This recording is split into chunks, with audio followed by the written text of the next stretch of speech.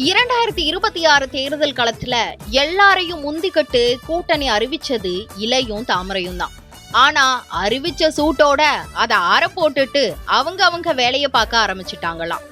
உள்கட்சி நிர்வாகிகள் கொடுத்த அழுத்தத்துல கூட்டணிக்கு தலையசைச்ச இலைக்காரரு அதை அடுத்த கட்டத்துக்கு எடுத்துட்டு போக எந்த முயற்சியும் எடுக்கலையாம். மாம்பழக்காரர் மட்டும் நேரடியா பேசி கூட்டணி டீல தனக்கு சாதகமா முடிச்சுட்டாராம்.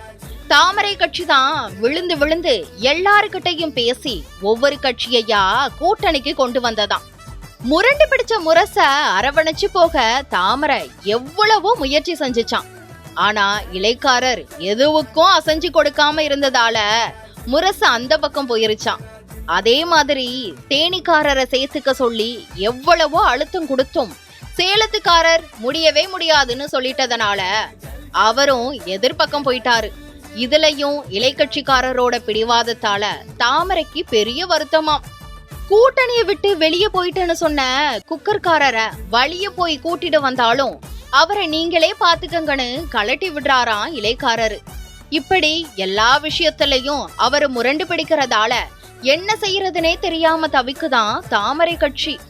அவர் ஆட்சியை பிடிக்கிறதுக்கு நாம ஏன் இவ்வளவு மெனக்கிடணும்?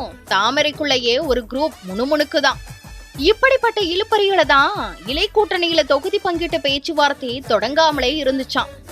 எதிர்கூட்டணியில எல்லாமே விறுவிறுப்பா நடந்துகிட்டு இருக்கிற நேரத்துல நம்ம கூட்டணியில என்னதான் நடக்குதுங்கிற கேள்வியோட இலை கட்சிக்காரர்களும் தாமரை கட்சிக்காரர்களும் தவிச்சுட்டு இருக்காங்களாம். அப்படியா? சரி.